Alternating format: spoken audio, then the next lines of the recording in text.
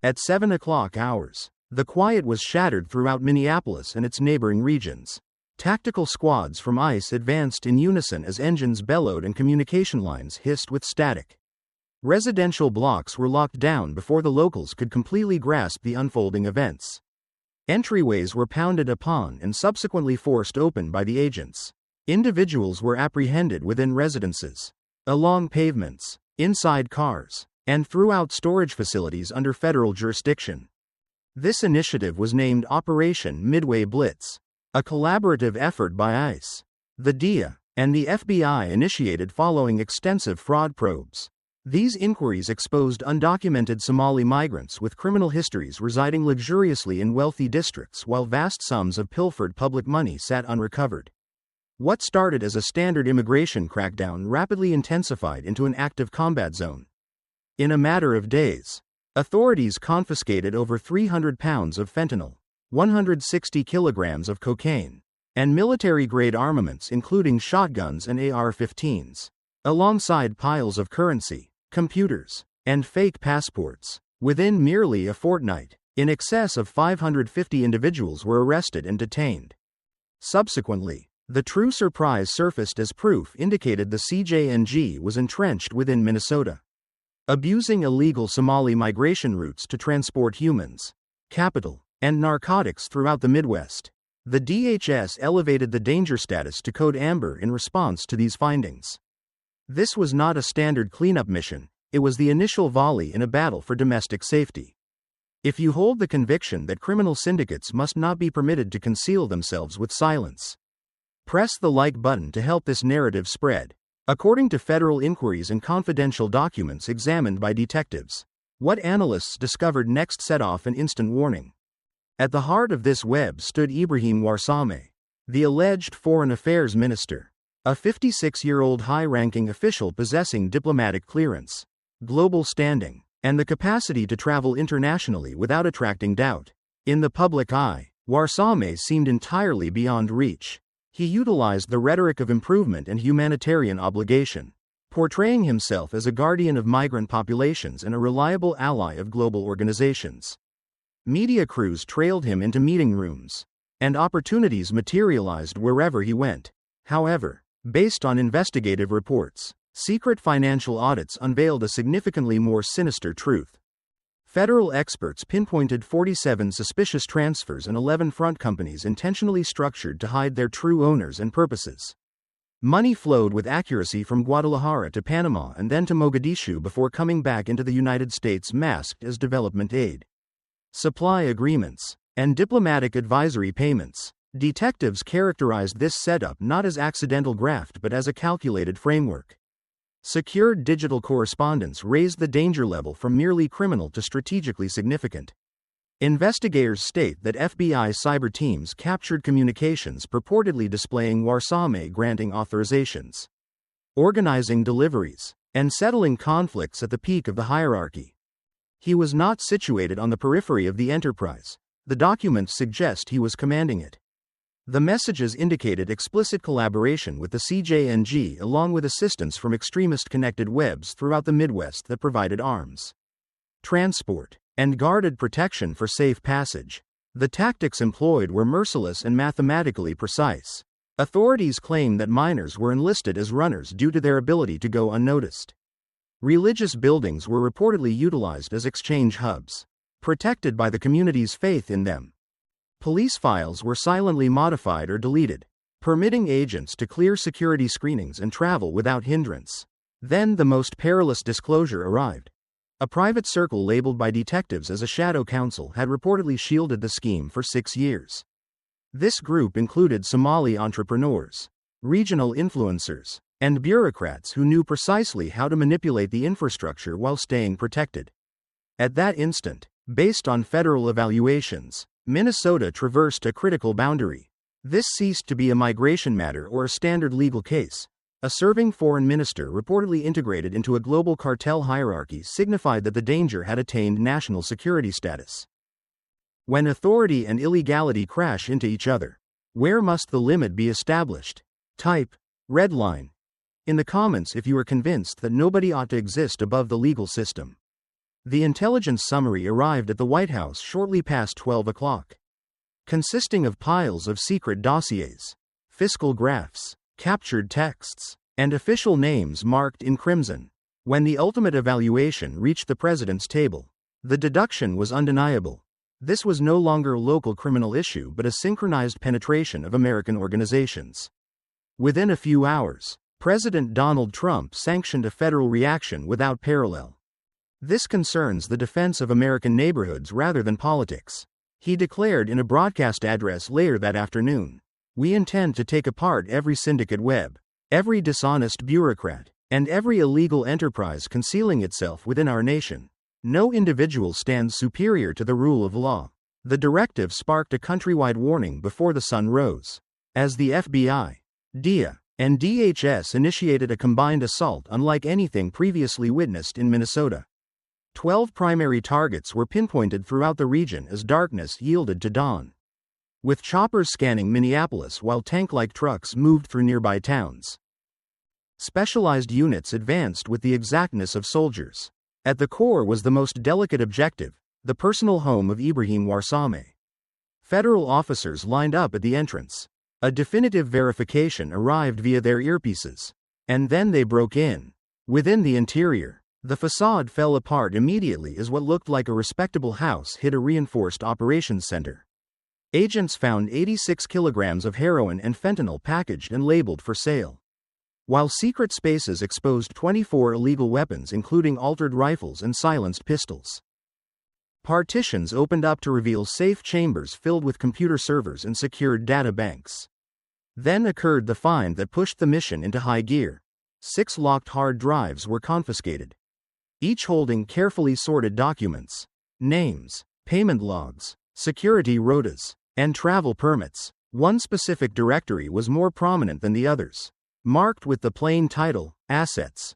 Contained within were documents linking 19 Minnesota bureaucrats to money laundering schemes and intentional interference with police inquiries. Legal files had been changed, history checks wiped, and alerts silently diverted before any raids could take place.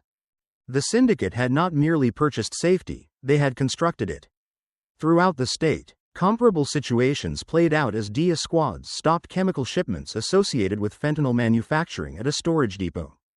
At a different location, ICE officers arrested organizers who were setting up fresh migrant paths to substitute for the ones that were blown. FBI strike teams subdued armed opposition at 2 sites, capturing the suspects with no harm to bystanders. By the middle of the morning, control monitors glowed green as objective after objective was verified as neutralized. President Trump spoke to the country once more that night, stating, "We are reclaiming our nation. This mission demonstrates the results when police are permitted to perform their duties. We shall protect our boundaries, our towns, and our organizations, and we shall not cease." As transport vehicles filled with proof entered federal compounds and detainees were moved under strict watch, a specific truth took hold throughout Minnesota. This was not merely an inquiry anymore, it was a proclamation. America had stopped responding to penetration and was instead attacking preemptively. If you endorse firm police measures to safeguard American neighborhoods, distribute this video so people comprehend the recent events. When the strikes concluded, there was no break, only a further plunge into the investigation. Within a guarded federal building near Minneapolis, lines of evidence boxes extended from one side of the room to the other, containing phones, computers, account books, and drives taken from fake partitions and underground vaults. The material agents had confiscated in one evening would require months to decipher. Everyone present realized the identical fact: the actual destruction was concealed within the digital information. FBI digital teams labored 24 hours a day, peeling back encryption one level at a time. Call records exposed years of planning, with gatherings arranged under the guise of diplomacy, funds sent via non-profits, and orders masked as administrative notes. Each unlocked document validated the same trend: this web was built to withstand inspection. Financial audit squads traced the currency, noting small sums of $40, $70, and $90 shifting continuously but never big enough to set off warnings. Bogus firms in Minnesota channeled money to foreign banks, then washed the cash back into the United States as capital ventures and local improvement schemes. In documentation, everything appeared valid, but in truth, it was a washing mechanism. One expert put it plainly: they did not conceal the offense, they made it seem standard. As the inquiry grew, Minnesota's function became more distinct and frightening. It was not merely an endpoint but a dispersal center. Narcotics came in via the southern boundary, traveled silently through the northern Midwest, and then shifted east and north following shipping routes, roads, and train tracks. Migrant workforce webs acted simultaneously as transport conduits, making what seemed like normal travel actually a specific supply stream. The toll on human lives appeared subsequently, with dossiers revealing minors enlisted as carriers under promises of cash or safety for their kin. Others were forced into quiet submission after traversing the boundary, their personas swallowed by the apparatus and wiped from government logs. Numerous names showed up a single time and vanished, leading detectives to label them as missing. Federal attorneys started building concurrent lawsuits, one path concentrated on drugs and arms, while another aimed at graft, interference, and plotting. Summonses were issued silently, bank funds were locked, and travel rights were canceled without any public reasoning.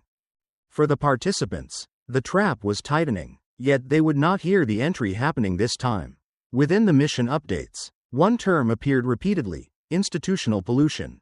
The syndicate had not depended solely on terror, it had depended on entry, abusing diplomacy, red tape, and confidence to root itself within the structure. That understanding altered the entire landscape, meaning this was no longer about breaking a crime circle but about fixing the honesty of government itself. By the conclusion of the week, fresh arrest orders were ready to cross state borders, including Illinois, Wisconsin, and North Dakota. What started in Minnesota was expanding outward, revealing links that detectives had not previously known to seek. Externally, existence seemed standard as schools operated, cars drove, and districts remained peaceful. However, under that tranquil exterior, the probe was speeding up, systematic, unyielding, and impossible to turn back. The strikes had secured the skirmish, but what ensued was the conflict of revelation. Once the reality started traveling through the network, there would be no method to halt it, for truth does not vanish, it only bides its time to be revealed. Comment: show the truth if you feel that dishonesty must constantly be dragged into the open. The day following the assaults, Minnesota awakened to an altered state of affairs. Exterior to federal offices and holding facilities, masses assembled beneath overcast heavens. Some gripped placards asking for mercy while others insisted on explanations. Media lenses filled the pavements as local figureheads, campaigners, and households attempted to comprehend how a region long seen as secure and steady had turned into the focal point of a homeland defense mission. For numerous inhabitants in Minneapolis and nearby towns, the astonishment was profound, as Ibrahim Warsame had never been viewed as a danger but rather as a guardian. His reputation was linked to addresses regarding acceptance, steadiness, and chances for advancement. Currently, that persona had crumbled in a single night, substituted by confidential legal documents and weaponized federal guards. Local groups acted fast, with houses of worship unlocking their gates to scared relatives. Lawyers specializing in migration toiled until dawn, locating prisoners moved to federal custody centers, while mothers and fathers repeated the identical query: how did this occur with nobody being aware? Civic rage trailed the bewilderment as detractors at protests blamed federal bureaus for overstepping, claiming the mission had spread terror throughout whole districts. You do not combat illegality by ripping households asunder, a seemingly impassioned orator shouted into a loudspeaker. Online platforms were inundated with conflicting stories, some depicting the attacks as group retribution while others labeled them rightfully late. However, within the ICE and FBI control rooms, the reaction was solid and calculated. Authorities emphasized that the campaign was not aimed at a populace, a faith, or a race, but at a web that had turned confidence into a weapon. The syndicate did not lurk in the dark. A federal representative declared, they concealed themselves behind organizations that citizens trusted, which is what rendered them perilous. As specifics came out regarding drug amounts, gun confiscations, and money logs, The mood of the public argument started to change. Regional media verified connections between the taken drugs and surges in overdoses within the area. Physicians in emergency wards talked without attribution concerning the harm fentanyl had previously inflicted. Silently, inhabitants started linking the incidents of brutality they had witnessed with the apparatus that facilitated it. The most unsettling instant arrived when news broke that area bureaucrats were undergoing federal scrutiny. Although no identities were made public, the suggestion itself sent tremors through municipal buildings and district departments. Gatherings were called off, press releases were redrafted, and quietude took the place of assurance. For certain individuals, the mission turned into a threshold, with demands inundating lawmaking desks for change, tighter monitoring, stricter property confiscation, and sharper responsibility. For others, it served as a time of judgment, bringing the understanding that kindness lacking caution could be abused. The region discovered itself split yet not perplexed.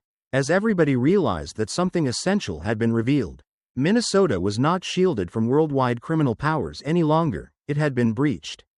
And only firm measures had halted the expansion. As darkness descended and demonstrators scattered, one fact stayed unsettled in the collective consciousness. Were these assaults an excess of power or the sole barrier existing between stability and ruin? That query resonated across dining rooms, broadcast programs, and civic centers. And although viewpoints conflicted, the results of doing nothing were not hypothetical anymore. The populace had been jolted into consciousness, and what followed would decide if it gained wisdom from the surprise or duplicated the error of ignoring the signs. As the public argument heated up within Minnesota, federal intel was already gazing well past the state borders. What detectives found was not merely a local illegal scheme. It was a geopolitical encroachment meticulously adjusted to take advantage of America's accessibility. The CJNG had not picked Minnesota by chance, they selected it for what it symbolized: steadfastness, faith, and minimal doubt, in the view of overseas crime webs. That rendered it a prized domain. Experts charted the origins once more, this time on a worldwide scale. Narcotics traveled upward from Mexico, yet leverage traveled in a different manner. Capital streamed via Panama and foreign financial passages, while messages went through secured servers abroad, with diplomatic entry supplying a shield. What seemed like singular graft was actually a cross-border plan intended to trial how far a syndicate could root itself within American bodies before sparking a reaction. The verdict arrived at in Washington was direct. This did not concern only fentanyl, firearms, or laundering. It concerned independence. When an externally connected syndicate could utilize migration paths, influence public confidence, and suborn bureaucrats within the United States, the menace stepped into the sphere of national protection. Boundaries did not terminate at geography anymore, they lived within banking networks, government suites, and local groups. Federal bureaus shifted their stance instantly. Homeland Security increased data exchange with partner nations, while Treasury experts worked with global banking controllers to follow illegal currents. Police updates started to incorporate terminology previously kept for anti-terror missions. The goal was not merely interruption anymore, it was confinement and discouragement. One high-ranking leader encapsulated the change softly during a private meeting. This is the method of contemporary penetration. There are no fatigues, no conquests, only endurance, entry, and graft. Minnesota turned into a lesson, showing how crime webs could turn humanitarian structures into weapons, abuse democratic safeguards, and act quicker than standard policing paradigms. However, it also showed something different. What occurred when those paradigms eventually synchronized? ICE, the FBI, DEA, DHS, and federal lawyers had functioned not as distinct bureaus but as a single entity. Information traveled without pause, and boundaries of authority melted away. The reaction was firm because the danger required it. Global watchers were taking note, and so were other illegal syndicates. For the initial time in years, the cartel bosses confronted an uneasy truth. The United States was not responding after harm occurred, it was predicting, catching, and hitting beforehand. Fiscal strain took the place of disorder, while revelation took the place of stealth. Access, the syndicate's most potent tool, was being methodically removed. Nevertheless, authorities stayed realistic. knowing the CJNG would adjust, paths would alter, and stand-ins would rotate. As that was unavoidable, what counted presently was the example set. Minnesota demonstrated that penetration could be spotted, charted, and taken apart even if it extended into areas once deemed beyond reach. Which was the greater caution found in Operation Midway Blitz. The battle against cross-border illegality is not limited to boundaries or roads anymore. It is waged within server farms, financial structures, judicial skeletons, and civic faith. And in that stadium, pausing is a weakness. As intel meetings ended and readiness for the subsequent stage started, one note echoed through federal offices. America's supreme power, its accessibility, can never be permitted to turn into its supreme frailty again. The mission in Minnesota was not the conclusion of the tale, it was a beacon. The age of unseen penetration had been laid bare, and the answer, now worldwide in reach, had only just commenced. The reality that came out of Minnesota was bigger than any individual attack, any front business, or any syndicate route. It served as a memory of something significantly more basic. When bodies are relied upon without being challenged, they turn into the ideal spot to conceal. For years, that is precisely what transpired. Crime webs rooted themselves within frameworks established to defend the weak, transforming pity into a shield and quietude into an armament. As the specifics of Operation Midway Blitz dispersed throughout Minnesota, the civic response turned into a narrative itself. Certain groups were rattled, others felt justified, and numerous people were left fighting to align two battling facts: the picture they trusted and the reality found in secret. Clergy organized urgent meetings, while town boards gathered in meetings that lasted beyond 12. Mothers and fathers escorted their kids to class with a feeling of anxiety, still digesting how thoroughly their areas had been breached without anybody seeing. Yet from the disarray, a sharper note started to shape itself. Regular people such as educators, caregivers, store proprietors, and plant laborers began posing tougher queries regarding how supervision had faltered and why initial alerts were disregarded. Demands for change swelled, neighborhood champions insisted on openness, and area bureaucrats encountered stress they had not experienced in 10 years. Minnesota, once seen as peaceful and protected, had been compelled to wake up. The rousing carried with it a resolve that this would never be permitted to occur once more. That is the more profound worth of this account. It concerns not only illegal penetration or federal moves but the significance of watchfulness. Dishonesty does not start with blasts or shooting, it starts silently in minor concessions, in unmonitored power, and in the idea that specific individuals are safe. The incidents in Minnesota broke that fantasy. They demonstrated that no rank, no foreign envoy pin, and no political grace can guard bad behavior permanently. This is not possible when the facts eventually emerge into the day. That reality bears a teaching for every one of us. A society that declines to avert its gaze turns into a society that cannot be dominated. When residents remain knowledgeable, when they doubt what appears too flawless, and when they insist on responsibility not via rage but via consciousness, structures alter, organizations become tougher, and penetration falls short. This probe was a caution. Yet it was also a pivot moment. Minnesota found its weak spot but also its toughness. Federal bureaus displayed what is feasible when they function as a single-joined power. And the people discovered that quietude is not security, but knowing is. If you trust that narratives such as this require telling, support this cause. If you trust that rot must keep being revealed regardless of where it lurks, then back this goal. Press the like icon so this reality gets to more individuals, and distribute this clip to aid others in grasping what is transpiring under the exterior.